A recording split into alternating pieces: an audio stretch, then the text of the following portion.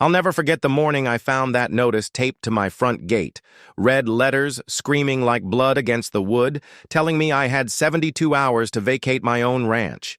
72 hours like I was some drifter squatting on land my family had bled over for 3 generations.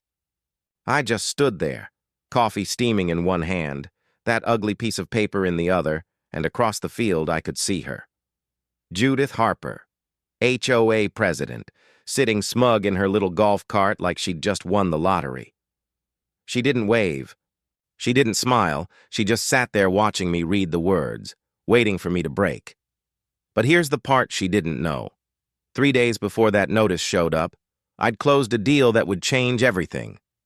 Through a holding company I'd set up months back, I bought the land their whole kingdom sat on, the clubhouse, the pool, the tennis courts, their precious HOA empire. I owned it all, and she didn't have a clue, so instead of shouting, I just pulled out my phone, called my attorney, and said, "Triple the rent, effective immediately." He paused, asked if I really wanted to go that hard. I just laughed and said, "They gave me 3 days to leave my land. Let's give them 30 to pay or pack." Now, I didn't get here overnight. My name's Luke Mathers, third-generation rancher out of Cedar Hollow, Texas. I grew up on this land, chasing cattle behind my granddad's boots, learning how to mend fence before I could drive. For most of my life, this place was simple. Neighbors minded their own, and if they did get in your business, it was to lend a hand. Then Judith showed up. She moved in about 5 years back, retired from some marketing firm out in California. And instead of settling into retirement, she decided to run the HOA like it was her new corporation. Within a year, she had everybody on edge, fines for mailboxes that didn't match the community palette, citations if your lawn wasn't the exact right shade of beige, letters if your shutters didn't harmonize. She came after my ranch harder than anyone. Said the cows ruined the aesthetic, said my barn threw off the visual flow, even fined me once for the color of my iron gate. I told her straight, "The cows aren't going to wear beige for you, Judith." From that moment, it wasn't about rules anymore. It was personal. She started sniffing around county records, whispering that part of my ranch was reserve land. I knew better. My granddad left me every deed, every survey locked in a steel box under the workbench. But with her, it was never about the truth. It was about control. So when I caught word the land under the clubhouse might go up for sale, I didn't ignore it like the others. I moved quietly, bought it through Iron Mesa Holdings, a clean LLC, no ties back to me. Cash deal, smooth as butter. Judith never saw it coming.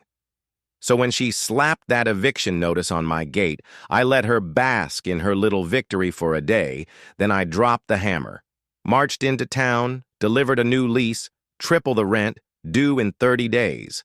That's when the fireworks really started.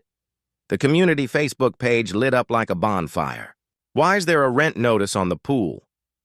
Why is Judith crying? Can he even do that? By nightfall, things got nasty.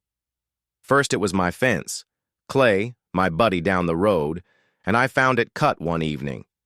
We jumped in the truck, headlights blazing, and chased down 3 figures in hoodies scattering through the pasture.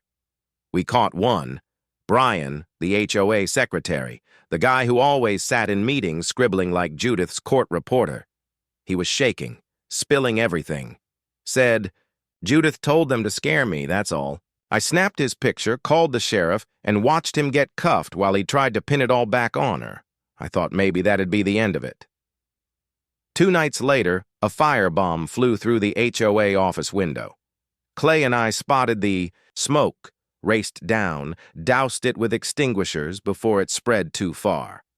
As the smoke curled, Judith stormed up, face red as a branding iron, screaming, "This is your fault!" I stared her down and said, "I didn't start this, but I'll damn sure finish it." Sheriff Langford started digging after that. We pulled footage from my workshop camera, and there it was, 2 in the morning. Judith's son, Tyler, breaking in, rifling through drawers, stealing a folder. Not just any folder. the one holding proof of her embezzlement and forged board minutes. He didn't plan that himself. She sent him. That's when I decided enough was enough. I rented the high school gym, hauled in a projector, and called a town hall. Folks packed the place, whispering, shifting in their seats. I laid it all out. Video of Tyler breaking in, bank records showing Judith funneled $15,000 from HOA dues into her own account, every fake citation she ever mailed out. When that footage hit the screen, the room went silent. Then Mrs. Caldwell, the town librarian, quiet as a church mouse most days, stood up and said, "I move we remove Judith Harper as HOA president." The crowd erupted. And wouldn't you know it, Judith stormed in right then, grabbed the mic like it was her last lifeline. "You think you've won? I built this community," she shouted. Mrs. Caldwell just looked at her calm as a stone and said, "Then where's the money, Judith?"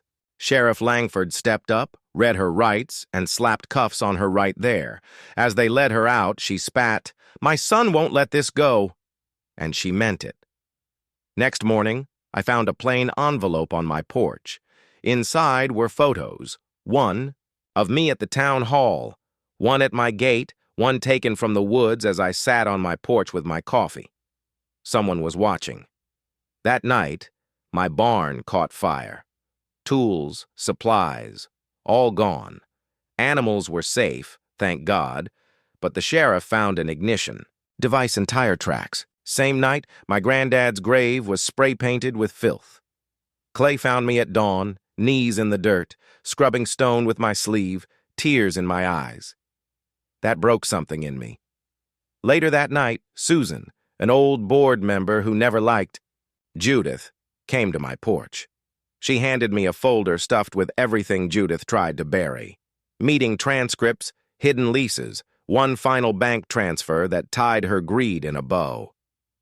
2 days later, we held an emergency election.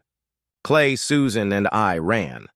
Tyler leaned against the back wall, arms crossed, chewing gum like some punk in a bad movie. We won every seat. The crowd cheered, clapped, some even cried. And when I walked out to my truck, there was a bullet on the hood taped to a note. "You took my mother down. Now I take everything from you." He tried one last trick, a lawsuit. Claimed fraudulent acquisition, trespassing, emotional distress. The irony of him crying distress after torching a barn wasn't lost on anyone, but the town was done with him. A reporter ran a story, "The Truth Beneath Cedar Hollow," and it went viral. By the time we reached court, the judge had read it all. He peered down over his glasses and said, "Motion to dismiss. Case closed." That night I went back to my granddad's grave. Fresh flowers at the base, stone scrubbed clean. Someone had left a card. "Thank you for raising a man who doesn't quit." I sat there till the sun dipped low, listening to the wind move through the oaks. Clay rolled up with 2 cold beers. We clinked bottles, sat in silence, watched the lights of town flicker on. The land was quiet again. The clubhouse, the pool, the courts, they pay rent now, tripled like I promised. And the HOA, under new hands, finally listening instead of lording. So, I'll ask you, what would you have done? If your neighbors turned against you, if power got twisted by greed, would you fight back or walk away? Drop your thoughts in the comments, share your stories, hit that like button if you've ever stood up to someone who thought they owned you. And subscribe, because trust me, I've got more stories where this one came from.